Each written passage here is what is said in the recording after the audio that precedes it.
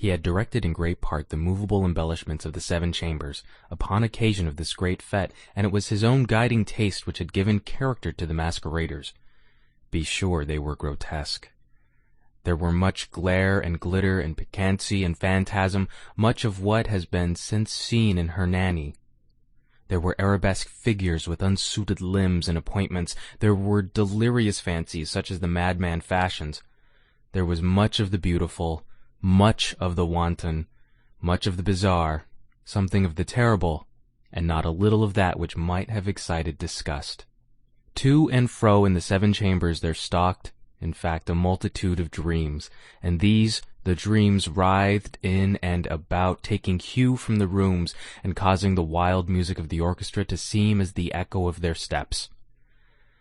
And anon there strikes the ebony clock which stands in the hall of the velvet, and then, for a moment, all is still, and all is silent save the voice of the clock.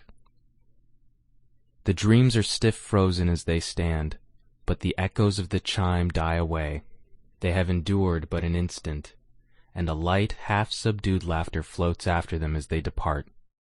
And now again the music swells, and the dreams live and writhe to and fro more merrily than ever, taking hue from the many-tinted windows through which stream the rays from the tripods. But to the chamber which lies most westwardly of the 7, there are now none of the maskers who venture, for the night is waning away, and there flows a ruddier light through the blood-colored panes, and the blackness of the sable drapery appalls. And to him whose foot falls upon the sable carpet there comes from the near clock of ebony a muffled peal more solemnly emphatic than any which reaches their ears who indulge in the more remote gaieties of the other apartments. But these other apartments were densely crowded, and in them beat feverishly the heart of life, and the revel went whirlingly on until at length there commenced the sounding of midnight upon the clock. And then the music ceased, as I have told, and the evolutions of the waltzers were quieted, and there was an uneasy cessation of all things as before, but now there were 12 strokes to be sounded by the bell of the clock, and thus it happened, perhaps, that more of thought crept, with more of time, into the meditations of the thoughtful among those who revelled. And thus, too, it happened, perhaps, that before the last echoes of the last chime had utterly sunk into silence, there were many individuals in the crowd who had found leisure to become aware of the presence of a masked figure, which had arrested the attention of no single individual before. And the rumor of this new presence having spread itself whisperingly around, there arose at length from the whole company a buzz or murmur expressive of disapprobation and surprise, then finally of terror, of horror, and of disgust. In an assembly of phantasms such as I have painted, it may well be supposed that no ordinary appearance could have excited such sensation. In truth, the masquerade license of the night was nearly unlimited, but the figure in question had out-Heroded Herod, and gone beyond the bounds of even the prince's indefinite decorum. There are chords in the hearts of the most reckless which cannot be touched without emotion. Even with the utterly lost, to whom life and death are equally jests, there are matters of which no jest can be made. The whole company, indeed, seemed now deeply to feel that in the costume and bearing of the stranger neither wit nor propriety existed. The figure was tall and gaunt, and shrouded from head to foot in the habiliments of the grave.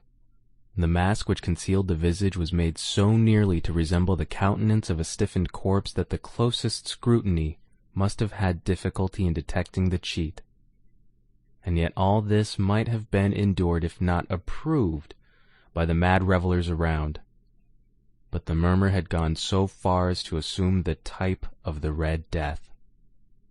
His vesture was dabbled in blood, and his broad brow, with all the features of the face, was besprinkled with the scarlet horror.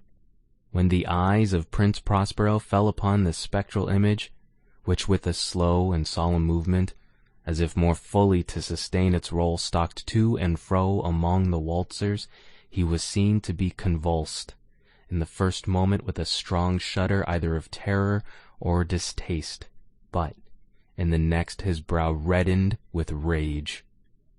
"Who dares?" he demanded hoarsely of the courtiers who stood near him. "Who dares insult us with this blasphemous mockery? Seize him and unmask him, that we may know whom we have to hang at sunrise from the battlements." It was in the eastern or blue chamber in which stood the Prince Prospero as he uttered these words.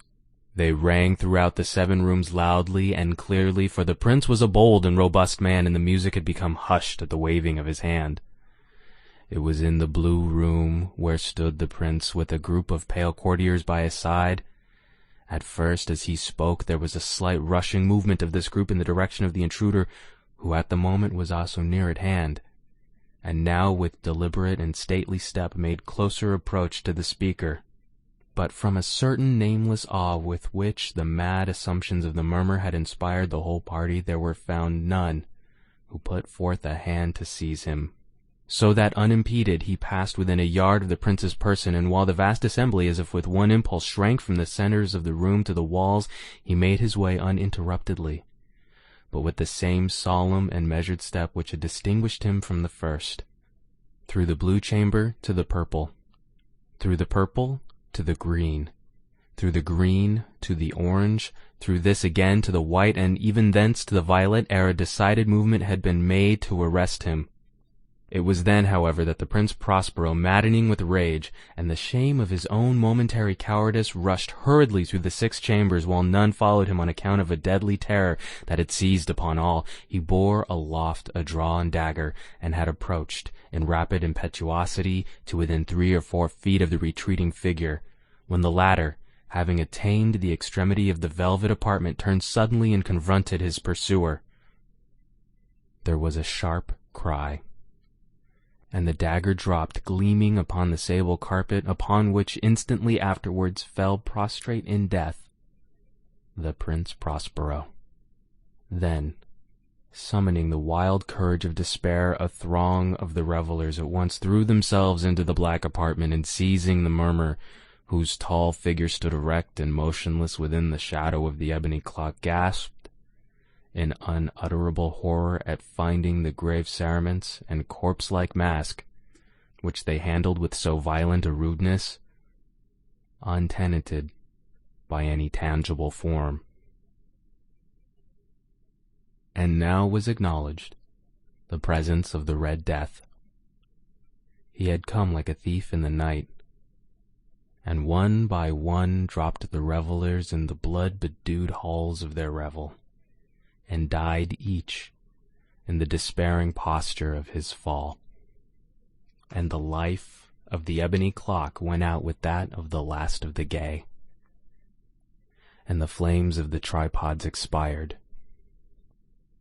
and darkness and decay and the Red Death held illimitable dominion over all.